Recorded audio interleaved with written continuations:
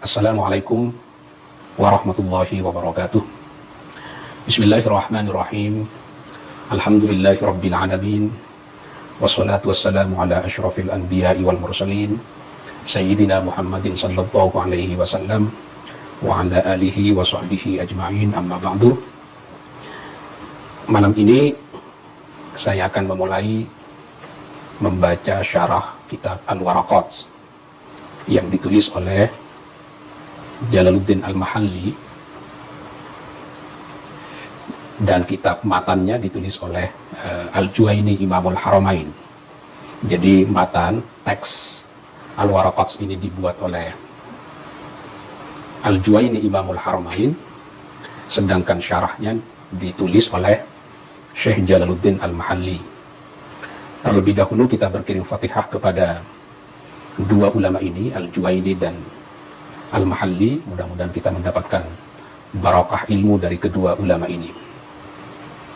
Ila hadratin Nabi Mustafa Muhammadin sallallahu alaihi wasallam wa ala alihi wa ashabihi wa dhurriyyatihi wa ahli baitihi wa li jami'il anbiya'i wal mursalin wal ulama'i wal awliya'i wash syuhada'i was salihin. Thumma khususan illa ruhi al-Imam Al-Juwaini Imamul Haramain wal Imam Jalaluddin Al-Mahalli, nafa'anallahu bi'ulumihima wa afadha alaina min barakatihima wa anwarihima fid darain. Khususan juga kepada seluruh para ulama-ulama Nusantara yang ikut menyebarkan ajaran Islam di Nusantara. Mudah-mudahan kita mendapatkan barakah ilmu dari beliau-beliau yang telah mendahului kita. Syai'illahi lahumul fatihah. A'udzubillahi minasyaitonir rajim. Bismillahirrahmanirrahim. Alhamdulillahi rabbil alamin. Ar-Rahmanir-Rahim, Maliki yaumiddin. Iyyaka na'budu wa iyyaka nasta'in. Ihdinas siratal mustaqim, siratal ladzina an'amta 'alaihim ghairil maghdubi 'alaihim waladdallin. Amin. Bismillahirrahmanirrahim. Seperti yang sudah saya sampaikan tadi, bahwa kitab Al-Waraqat ini ditulis oleh Imamul Haramain Al-Juwaini.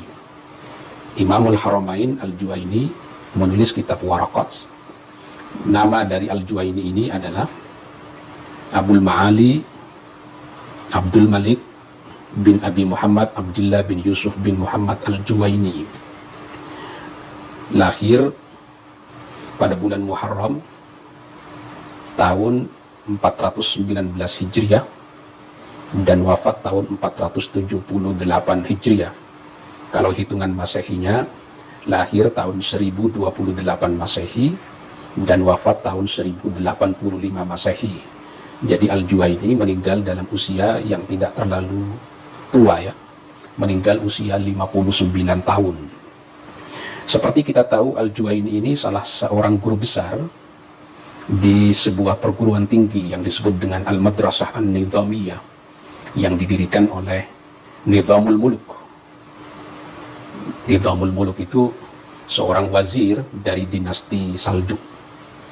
Dinasti Saljuk itu berkuasa setelah jatuhnya dinasti Buwaihi yang beraliran Syiah Ismailiyah. Dinasti Saljuk ini beraliran Sunni. Maka wazir Nizamul Muluk kemudian membuat madrasah Nizamiyah yang berhaluan Sunni, beraliran Sunni.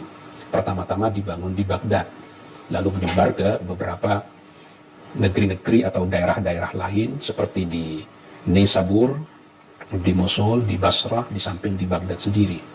Kalau kita baca buku-buku sejarah, banyak ulama-ulama yang lahir dari madrasah Nizamiyah ini. Salah satu alumni dari madrasah Nizamiyah ini adalah Imam Ghazali. Jadi Al-Imam Abu Hamid bin Muhammad Al-Ghazali itu adalah alumni dari perguruan tinggi Nizamiyah ini yang dibangun oleh pemerintah.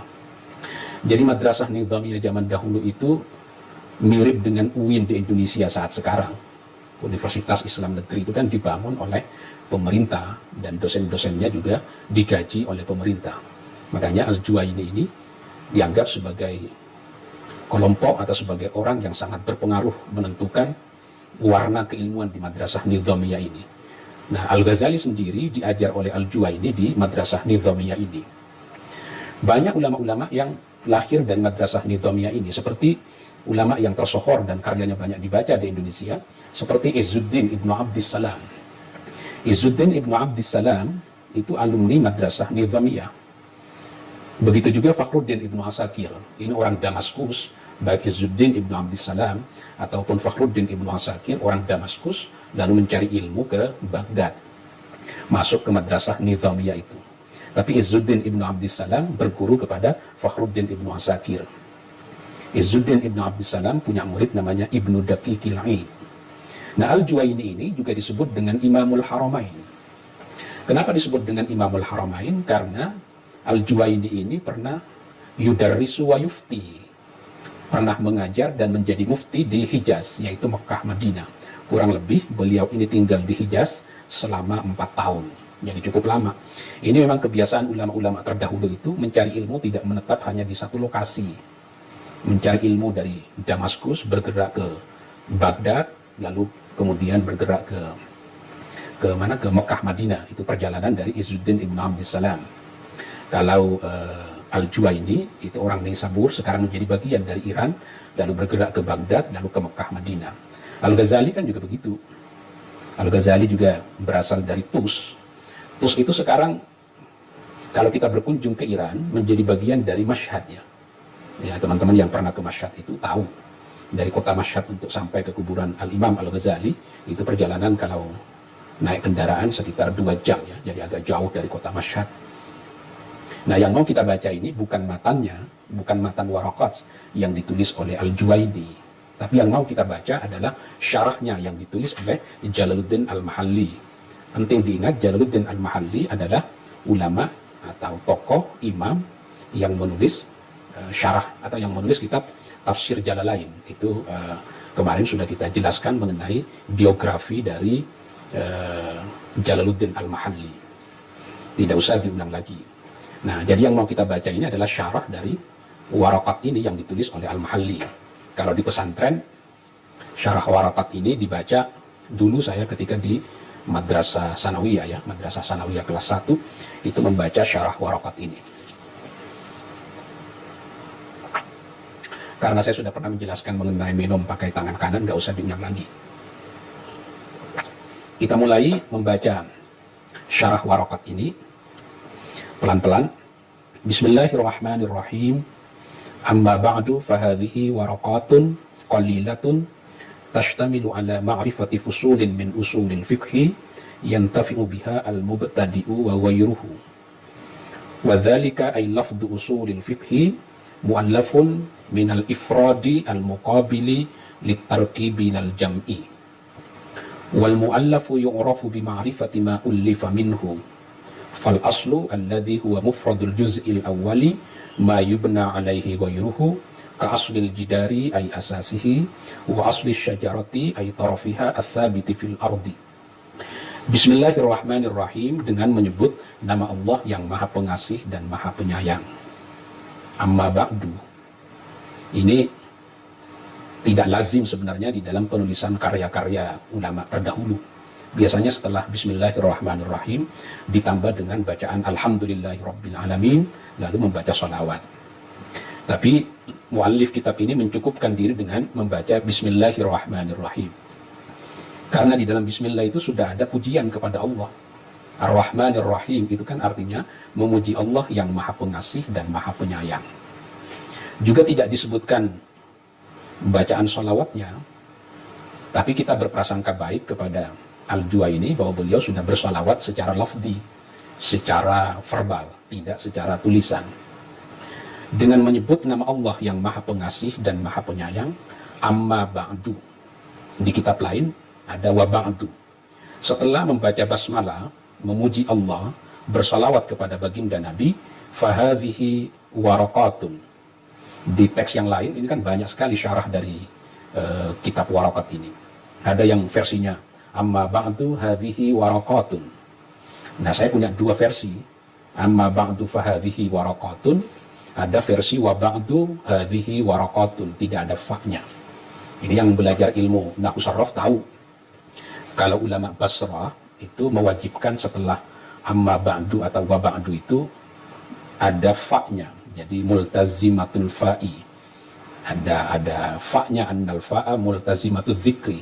Fa-nya itu harus disebutkan. Jadi menurut ulama Basrah tidak boleh setelah amma ba'du itu tidak ada fa-nya. Maka yang benar menurut ulama Basrah, amma ba'du fahadhihi. Itu khatib-khatib kalau setelah memberikan pengantar khutbah itu, amma ba'du faya ayyuhal hadirun. Itu berarti ikut ulama Basrah. Karena menurut ulama Basrah, fa-nya harus ada. Boleh tidak ada di dalam kasus-kasus tertentu. Misalnya, kalau di Alfiyah itu ya, ini sambil mengingatkan santri-santri yang belum balik ke pesantren. Kata Ibnu Malik di dalam kitab Alfiyah, wa hadfu dzil faqalla fi nasrin idza lam yaku qaulun ma'aha qad nubidha. Jadi harus ada fa-nya kecuali di dalam beberapa peristiwa, di dalam beberapa kasus. Misalnya di dalam Quran tuh, fa ammal ladzina swaddat wujuhuhum akafartum ba'da imanikum. Itu enggak ada fa-nya. Itu kondisinya kondisi tertentu. Ada puisi Arab misalnya, fa ammal qitalu la qitala ladaikumu, mestinya fala qitala ladaikumu. Ada hadis Nabi, amma ba'du ma balu rijalin, mestinya amma ba'du fama balu rijalin. Itu ulama Basrah yang mewajibkan harus ada fa-nya. Tapi ulama Kufah memperbolehkan tidak ada fa-nya. Jadi amma ba'du hadhihi waraqatun. Ini biar tidak salah faham, karena ada yang menyangka wah, jangan-jangan ini keliru kalau nggak ada fa-nya, tergantung madhabnya yang mana. Kalau madhab Basrah itu harus ada fa-nya, kalau Kufah boleh atau tidak harus ada fa-nya. Hadhihi waraqatun. Ini adalah waraqatun, beberapa lembar kertas ya. Waraqatun itu jamak muannas salim. Salah satu fungsi dari jamak muannas salim itu yufidul killah. Jamak itu kan ada dua, ada yang disebut dengan jamak killah, ada yang disebut dengan jamak kathrah. Jamak killah itu bentuk plural, hitungan dari 3 sampai 9. Kalau hitungan dari 10 sampai tak berhingga disebut dengan jamak kathrah. Kalau di dalam jamak taksir, jamak killah itu wazannya hanya ada 4. Af'ilatun af'ulu thumma fi'la thumma ta'af'alul jumu'u killah. Itu di dalam Alfiyah tuh. Fahadihi waraqatun, ini adalah beberapa lembar kertas.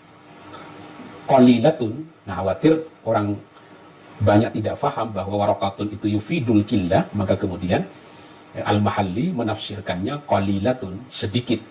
Makanya kitab waraqat ini ringkas ya, qalilatun, sedikit saja. Tashtamilu ala ma'rifati fusulin, pembahasannya mencakup kepada untuk mengetahui beberapa fasal min usulil fikih, dari kitab usul fikih, dari pembahasan usul fikih. Yang tafi'u biha, yang bisa mengambil manfaat dengan pembahasan itu, dengan kitab waraqat itu, al-mubtadi'u, para pemula ya, orang-orang yang baru belajar kitab usul fikih.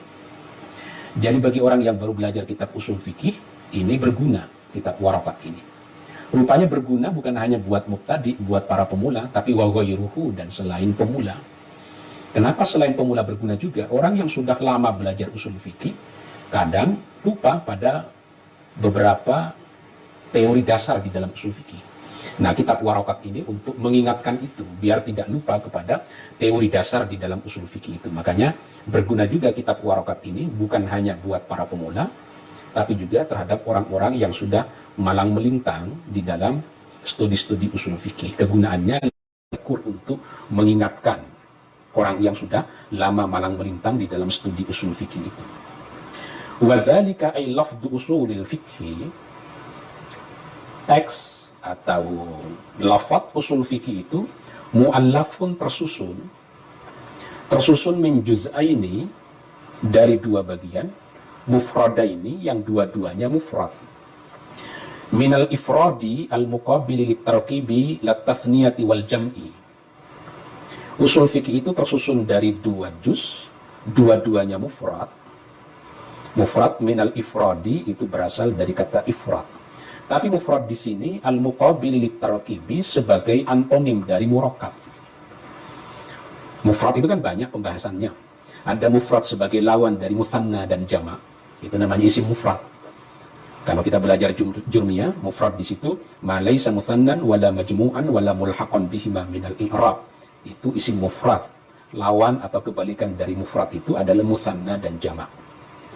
Ada mufrad itu kebalikan dari jumlah. Kalau kita berbicara mengenai bab mubtada khabar, di dalam khabar itu kan dibagi 2, ada khabar mufrad, ada khabar jumlah dan syibhul jumlah.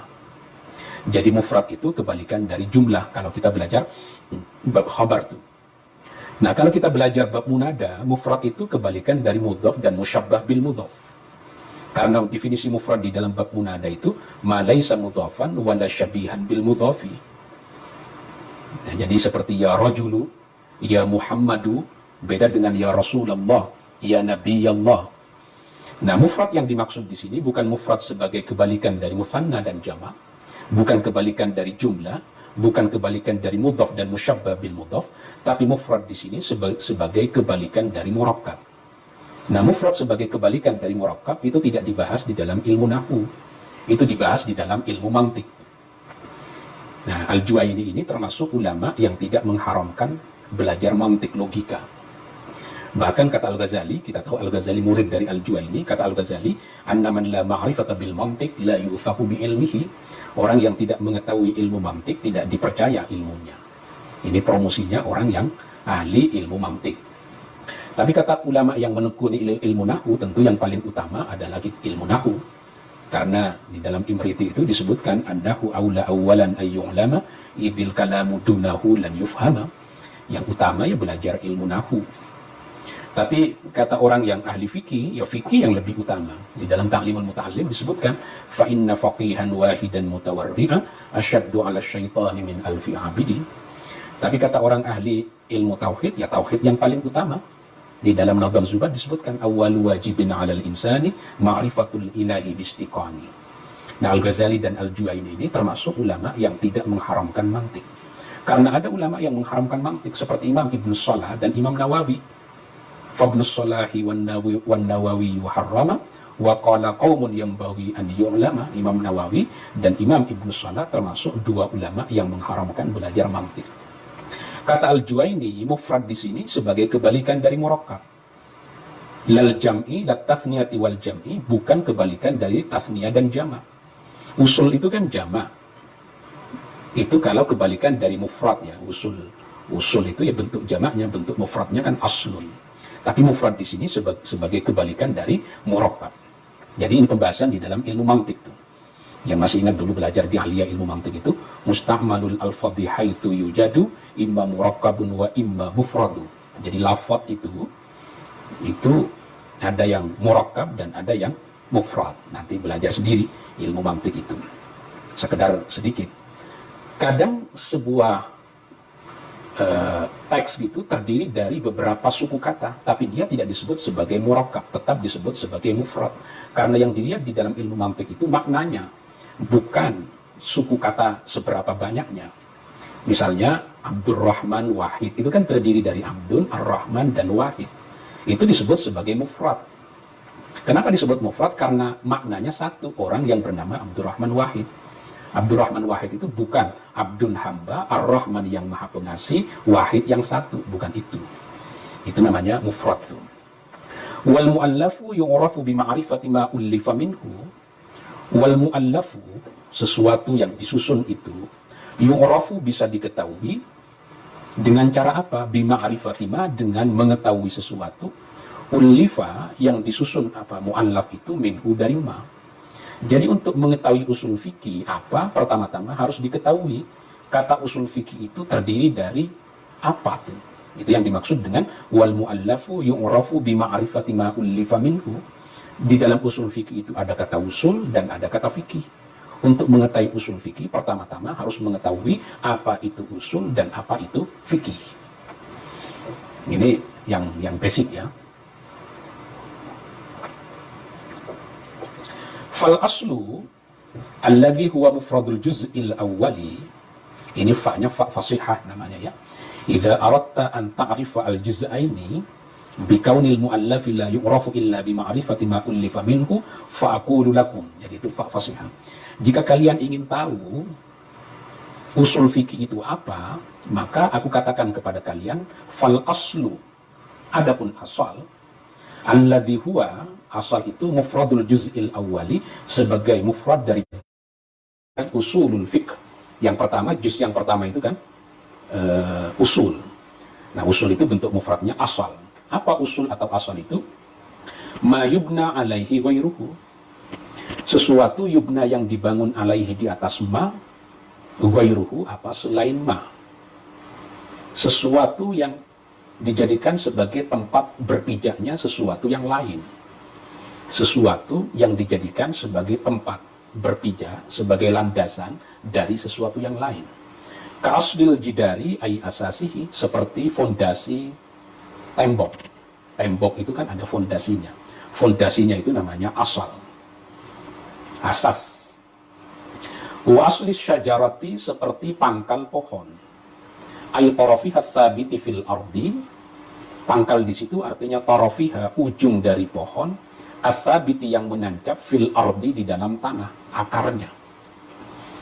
Jadi pangkal pohon yang menancap ke dalam bumi itu disebut sebagai asal, sebagai dasar. Wal far'u, sedangkan yang disebut dengan far'u, alladzi huwa muqabilul asli, di mana far'a di situ sebagai muqabilul asli, sebagai kebalikan dari asal, ma yubna ala ghairihi, sesuatu yubna yang dibangun apa ma ala ghairihi, dibangun di atas yang lain. Ini ada sesuatu yang tegak berdiri dibangun di atas sesuatu yang lain. Sesuatu yang lain itu namanya asal, yang tegak di atas sesuatu yang lain itu namanya furu'. Mudah-mudahan bisa difahami, agak mikir sedikit. Jadi persisnya itu kalau kita punya bangunan, fondasinya itu namanya asal, tembok yang berdiri di atas fondasi namanya furu'. Kafuru' isyajarati li asliha, seperti cabang dari pohon, li asliha, itu tegak di atas asalnya pohon itu.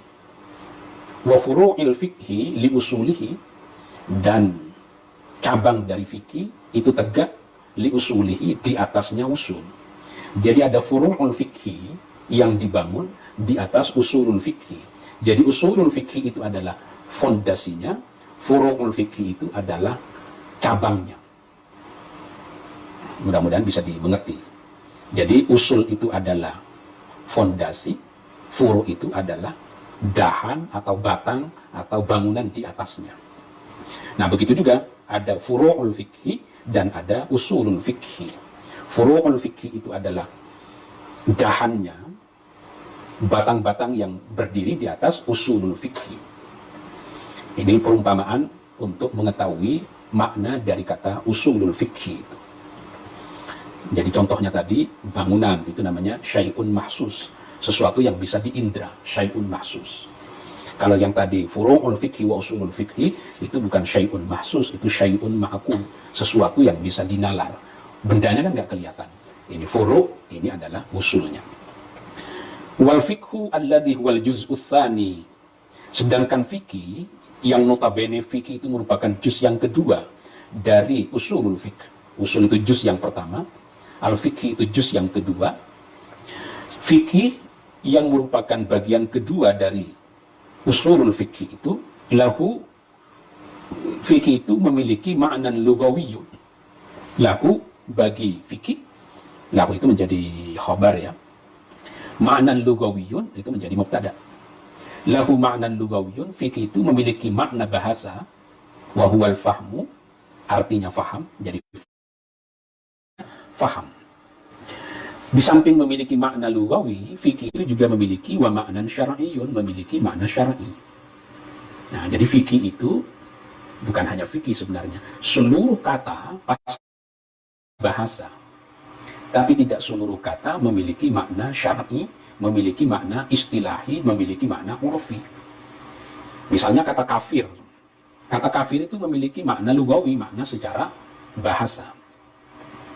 Makanya di dalam Quran yang disebut dengan kafir itu banyak. Misalnya para petani di dalam Quran itu juga disebut sebagai kafir. Kamatsali ghaithin a'jabal kuffara nabatuhu. Seperti para petani yang menutup benih dengan tanah.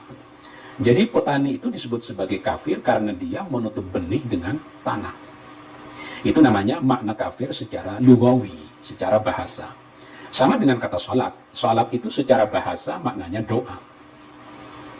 Tapi secara istilahi atau secara syar'i, waktu saya membaca Fathul Mu'in sudah dijelaskan, memiliki makna istilahi berupa aktivitas ibadah tertentu yang dimulai dengan takbir, diakhiri dengan salam.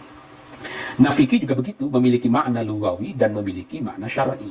Makna lugawi dari fikih itu artinya adalah faham, sedangkan makna syar'inya atau makna istilahinya, wa huwa adapun makna syar'i atau istilahi dari fikih, ma'rifatul ahkami syar'iyyati allati tariquha al-ijtihadu, mengetahui hukum-hukum syara' yang bersifat hukum-hukum syara' ya, bukan hukum-hukum i'tiqadi atau bukan hukum-hukum akli atau bukan hukum istilahi, hukum syara', al-ahkam asy-syar'iyyah.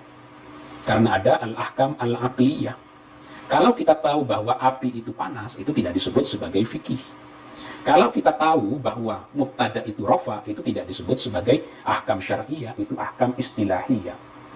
Nah, di sini yang dimaksud dengan fikih, ma'rifatul ahkam asy-syar'iyyati, mengetahui hukum-hukum syara', allati tariquha al-ijtihadu, pengetahuan itu diperoleh melalui proses ijtihad.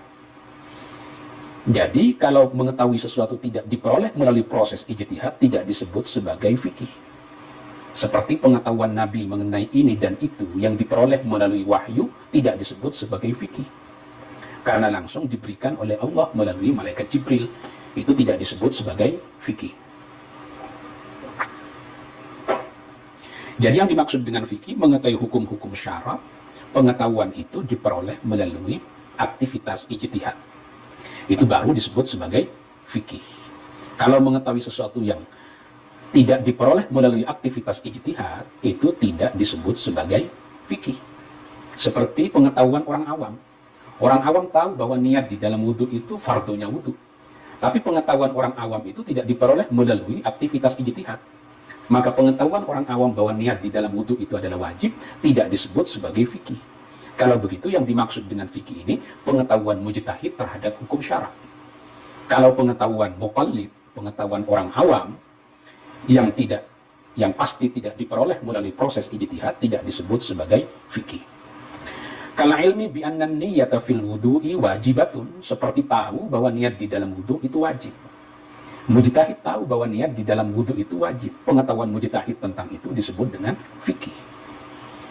Kalau kita tahu bahwa niat di dalam wudu itu fardunya wudu, tidak diperoleh melalui ijtihad, karena itu tidak disebut sebagai fikih. Wa annal witra mandubun, dan pengetahuan mujtahid bahwa salat witir itu adalah sunnah. Ini karena Al-Juwaini bermadzhab Syafi'i, maka contoh-contohnya adalah contoh fikih Syafi'i. Witir itu sunnah di dalam fikih Syafi'i. Tapi menurut Imam Abu Hanifah, witir itu adalah wajib. Karena Nabi pernah bersabda, innallaha zadakum sholatan hiya khairun lakum. Allah menambahkan satu salat kepada kalian itu lebih baik dari kalian dari beribu-ribu, dari banyak nikmat. Ala wahiyal witru, salat tambahan itu adalah salat witir. Hafidhu alaiha, jaga salat witir itu. Berdasarkan hadis ini, maka Imam Abu Hanifah berpendapat bahwa witir itu, salat witir itu adalah wajib. Tapi di dalam fikih Syafi'i, witir itu adalah sunnah. Wa annal witra mandubun, bahwa witir itu adalah sunnah. Wa annan niyyata minal laili syaratun fi shaumi ramadhana, bahwa berniat di sebagian malam, niat artinya niat berpuasa Ramadan, syaratun itu menjadi syarat fi shaumi Ramadan, menyangkut sahnya berpuasa di bulan Ramadan. Makanya kalau kita di Indonesia habis taraweh, imam taraweh memimpin kita untuk niat nawaitu shauma wadin, itu mengikuti mazhab Syafi'i yang menyatakan niat di dalam niat waktu malam hari itu menjadi syarat bagi kesahan puasa Ramadan. Itu menurut fikih Syafi'i. Tapi kalau mazhab Hanafi menyatakan an-niyatu fi shaumi Ramadan indal ahnaf yajuzu bi niyatin minan nahar, diperbolehkan berniat di siang bulan Ramadan, misalnya habis subuh. Kok bisa berbeda? Para ulama berbeda di dalam menggunakan dalil. Mazhab Syafi'i menyatakan la siyama liman lam yubayyit as-siyama minal lail, tidak sah puasa seorang yang tidak menginapkan niat di dalam malam bulan Ramadan. Tapi mazhab Hanafi menyatakan tidak harus. Ini terkait dengan puasa Asyura nanti. Nabi nyampe ke Madinah melihat orang berpuasa Asyura, nanya Nabi. Lalu nanya ke para sahabatnya, ada yang sudah makan atau belum? Nah, yang belum makan, lanjutkan berpuasa saja, niat di siang hari. Wa anna zakata wajibatun fi malis sabiyyi. Wa anna zakata, sesungguhnya zakat Wajibatun adalah wajib fi malis sabi, pada harta yang dimiliki anak kecil. Ini ada anak umur 5 tahun, hartanya 1 triliun. Menurut mazhab Syafi'i wajib dikeluarkan zakatnya. Karena Allah berfirman, "Khudz min amwalihim shadaqatan tutahhiruhum wa tuzakkihim biha wa shalli 'alaihim inna shalataka sakanun lahum." Mazhab Syafi'i mengacu kepada keumuman ayat ini. Makanya bayi sekalipun yang berumur 1 minggu, dia memiliki harta 1 triliun, wajib dikeluarkan zakatnya.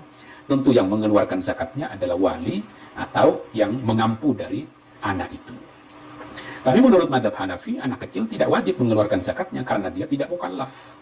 Yang wajib melaksanakan zakat, sholat, puasa, haji, itu adalah yang mukallaf. Lah anak kecil itu tidak mukallaf. Maka kata mazhab Hanafi, sekalipun kaya, anak kecil itu tidak wajib untuk mengeluarkan zakat. Ghairu wajibatin fil huliyil mubahi, zakat itu tidak wajib dikeluarkan pada perhiasan perempuan. Misalnya perempuan memiliki perhiasan kalung, emas, cincin, itu kan perhiasan yang diperbolehkan. Itu tidak wajib dikeluarkan zakatnya. Nah, yang wajib dikeluarkan zakatnya itu adalah pada perhiasan yang tidak diperbolehkan. Ini kok laki-laki memiliki kalung, memiliki emas, cincin, sampai kepada nisabnya, itu kan tidak diperbolehkan. Karena tidak diperbolehkan, maka wajib dikeluarkan zakatnya. Ini di dalam fikih Syafi'i. Wa annal qatla bimusaqqalin yujibul qisasa. Membunuh dengan menggunakan barang tumpul itu wajib untuk dikisos. Kalau membunuh dengan benda tajam kan tidak ada perselisihan para ulama.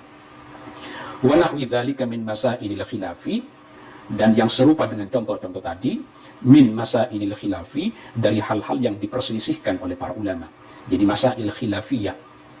Nah, biasanya kalau dalilnya tidak tegas, dalilnya tidak pasti, dimungkinkan para ulama berselisih. Perselisihan itu melahirkan produk hukum yang berbeda antara satu ulama dengan ulama yang lain. Riba itu haram misalnya. Tapi apakah bunga bank itu riba? Dulu diperselisihkan oleh para ulama.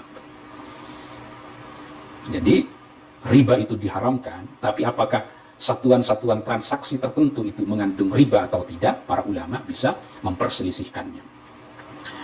Bikhilafi ma laysa tariquhu al-ijtihada, berbeda halnya dengan sesuatu yang diperoleh tidak melalui proses ijtihad. Jadi fikih itu pasti melalui proses ijtihad. Nah, sesuatu yang diperoleh tidak melalui proses ijtihad tidak disebut sebagai fikih. Apa contohnya? Kala ilmi bi anna shalawatil khamsa wajibatun.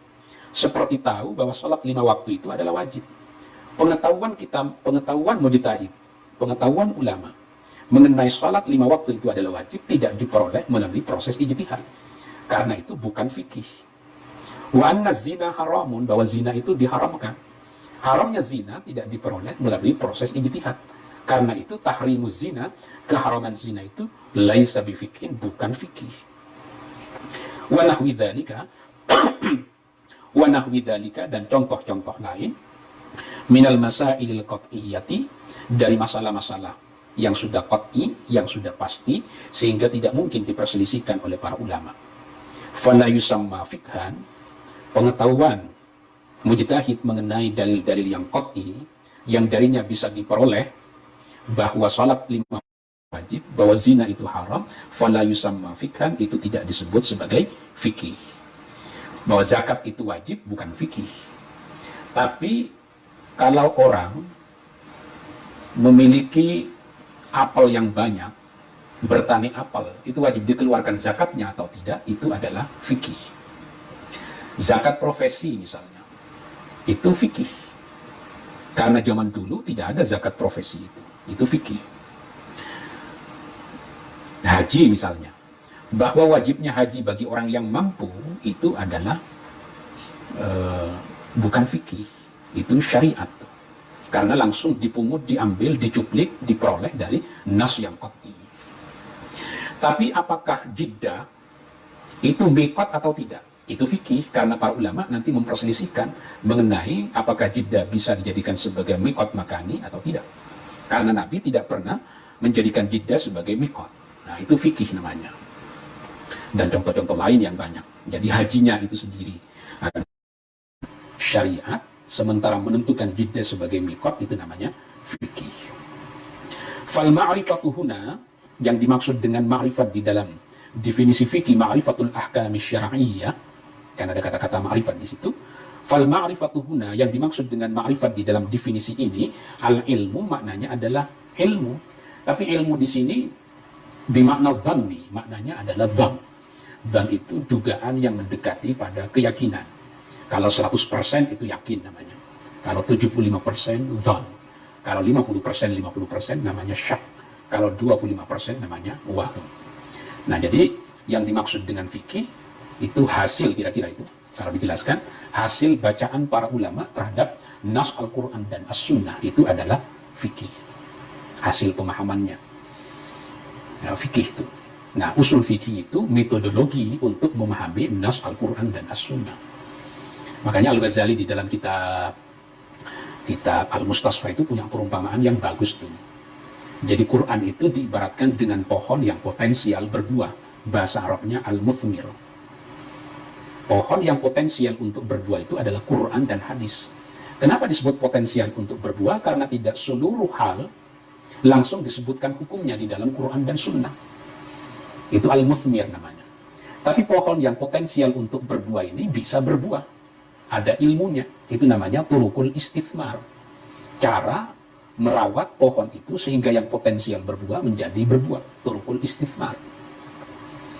Nah, tapi tidak sembarangan orang yang bisa merawat pohon itu dari yang potensial berbuah menjadi berbuah. Orangnya itu disebut mujtahid. Ilmu tentang pohon agar berbuah itu namanya usul fikih. Nah, buahnya itu namanya fikih.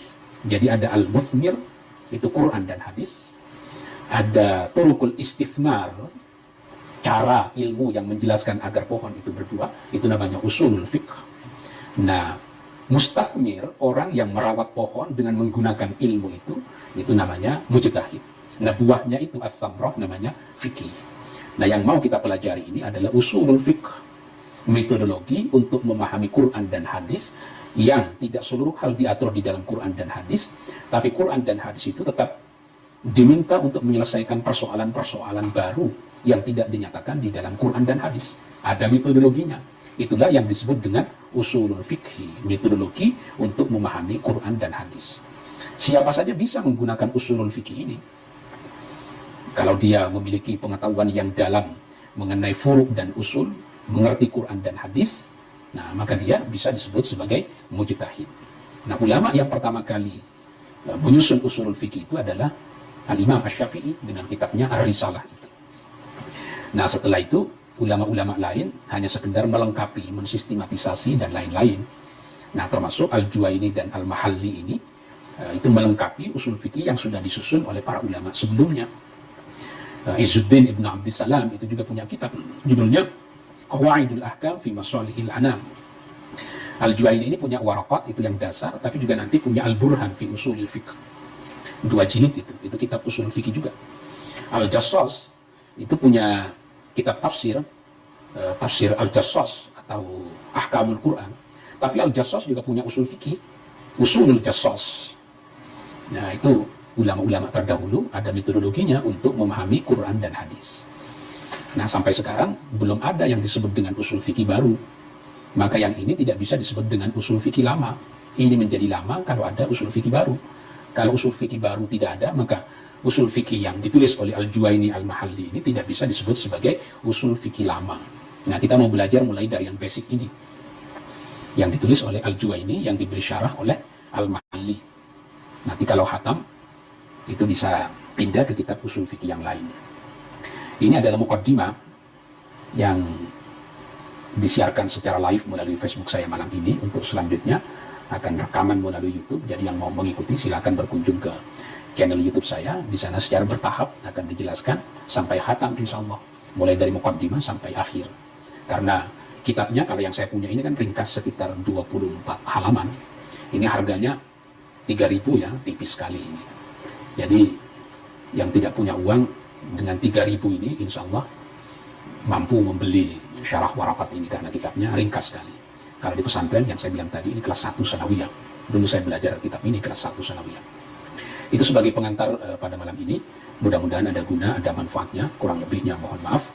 Dan Allah wa iyyakum ajmain. Wallahu yuwaffiquna ila ma fihi khairul Islam wal muslimin. Wassalamualaikum warahmatullahi wabarakatuh.